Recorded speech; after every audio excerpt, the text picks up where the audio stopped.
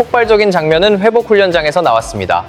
포틀랜드전 직후 미국 현지 분위기는 무거웠습니다. LAFC는 리그 내 경기 연속 승리를 거두지 못했고 손흥민의 공식전 무득점 행진도 6경기까지 이어졌습니다. 비판의 목소리가 거세지는 가운데 다가오는 DC 유나이티드전을 준비하던 훈련장에서 손흥민이 단 15분 만에 자신을 향한 혹평을 잠재우는 뜻밖의 행동을 보여줬습니다. 미국 메이저리그 사커에서도 지금껏 보기 힘들었던 장면이었습니다. 현지 언론 역시 크게 주목했습니다. LAFC에 합류한 뒤 손흥민은 단순한 축구 선수를 넘어 미국 사회와 문화를 움직이는 상징적인 존재로 받아들여지고 있습니다. 그런데 포틀랜드와 치열한 경기를 치른 직후 피로가 극심했던 회복 훈련에서 예상 밖의 상황이 벌어졌습니다. 감독의 휴식 지시가 있었지만 손흥민은 그대로 쉬지 않았습니다. 그가 보여준 15분의 행동은 미국 현지 코칭 스태프와 관계자들에게 강한 인상을 남겼습니다. 스포츠 자본주의가 강하게 자리 잡은 미국에서 대한민국 대표팀 주장 손흥민이 보여준 헌신이었습니다. 그 15분 동안 어떤 일이 있었는지, 그리고 그 모습을 지켜본 미국인들이 왜 놀라움을 감추지 못했는지는 당시 상황을 따라가면 더욱 분명해집니다. 미국 현지 보도와 경기 분석 자료에 따르면 당시 손흥민의 신체 상태는 가혹했던 8월 일정으로 이미 상당한 부담을 받고 있었습니다. 마크 도스 산토스 감독은 주전 선수들에게 훈련이 끝나는 즉시 충분한 휴식을 취하라는 예방 차원의 지시를 내렸습니다. 그러나 훈련이 종료된 뒤 손흥민은 곧바로 라커룸으로 들어가지 않았습니다. 그는 직접 훈련용 콘과 축구공을 챙긴 뒤 그라운드 중앙으로 향했습니다. 구단의 지시와 정반대되는 손흥민의 갑작스러운 행동이었습니다. 그가 찾아간 곳에는 주전 경쟁에서 밀려 출전 기회를 기다리던 선수들과 팀의 유소년 리저브 선수들, 그리고 홈그로운 유망주들이 있었습니다.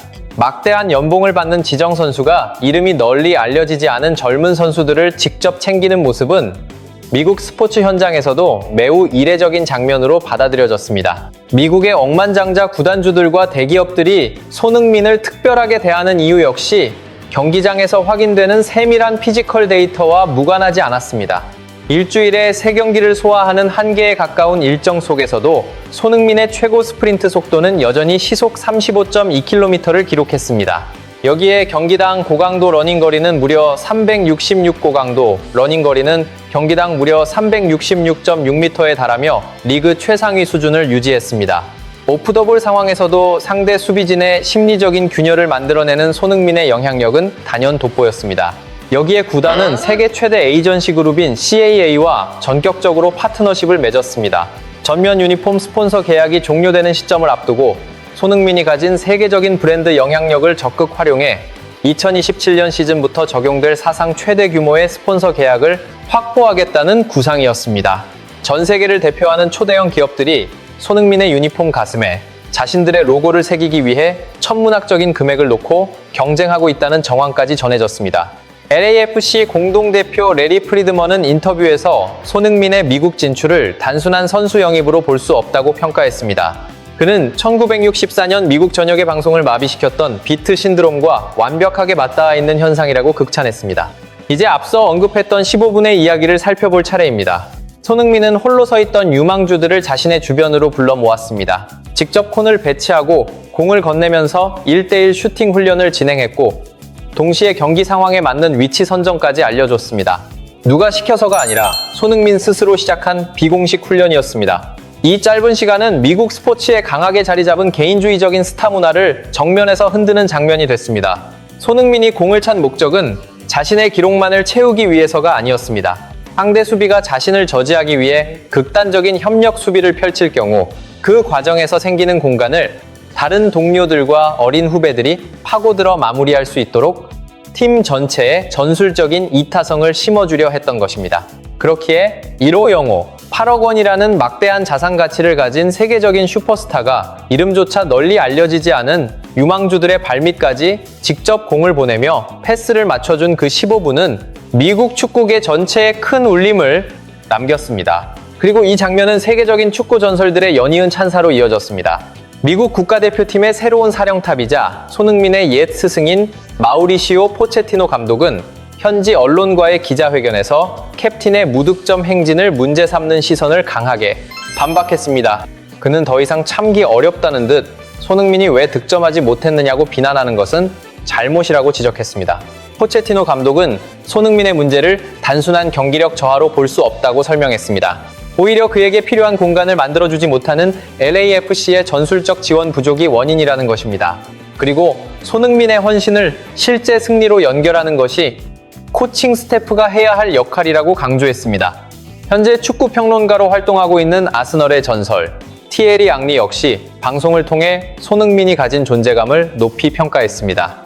손흥민에게는 함께 뛰는 선수들의 경기력을 20% 이상 끌어올리는 특별한 힘이 있습니다. 이것은 단순한 전술이나 반복된 훈련만으로 만들어지는 능력이 아닙니다. 오직 손흥민만이 보여줄 수 있는 축구에 대한 존중과 헌신에서 비롯된 힘입니다. 미국 축구의 전설 랜던 도노반 역시 손흥민이라는 이름이 메이저리그 사커에 새겨진 순간부터 리그 전체의 위상이 유럽 축구 수준으로 올라섰다며 극찬했습니다. 과거 유럽 일부 언론은 손흥민이 편안한 선수 생활을 위해 미국행을 택했다며 냉소적인 시선을 보내기도 했습니다. 그러나 실제 모습은 정반대였습니다. 30대 중반을 바라보는 대한민국의 주장, 손흥민을 상대하기 위해 상대팀 감독들이 밤새 전술을 준비하고 기자회견장에서 그의 영향력을 사실상 인정하는 이례적인 장면까지 이어지고 있습니다. 손흥민은 자신의 가치를 요란하게 외치지 않았습니다. 대신 경기장에서 묵묵히 땀을 흘렸습니다.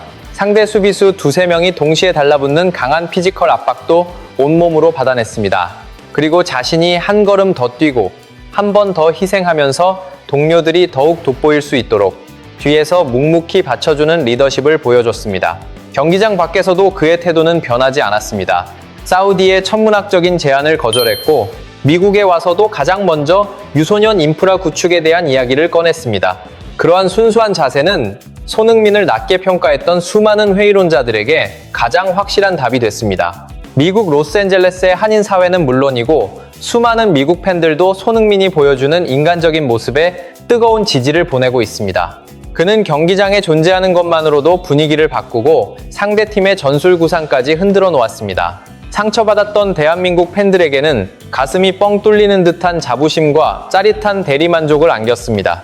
동시에 그의 미국행을 섣불리 평가했던 사람들에게는 쉽게 따라올 수 없는 품격의 차이를 보여줬습니다. 자본의 힘으로 움직이는 축구 비즈니스, 세계에서 돈으로 구매할 수 없는 가치가 무엇인지 몸소 보여준 것입니다. 미국의 억만장자들과 글로벌 스포츠 브랜드의 거물들이 손흥민을 단순한 계약 대상이 아니라 특별한 파트너로 존중하는 이유도 바로 여기에 있습니다. 아무리 치밀하게 설계된 전술적 장치라 하더라도 손흥민이라는 선수의 본질 앞에서는 결국 힘을 잃을 수밖에 없습니다. 억지로 상대를 굴복시키는 선수가 아닙니다. 오히려 진심으로 사람을 감탄하게 만드는 대한민국의 위대한 주장, 캡틴 손흥민입니다. 역사에 남을 또 하나의 기록을 향해 오늘도 손흥민은 달리고 있습니다. 이것이 손흥민이 걸어온 방식입니다. 그리고 대한민국은 손흥민을 보유한 나라입니다.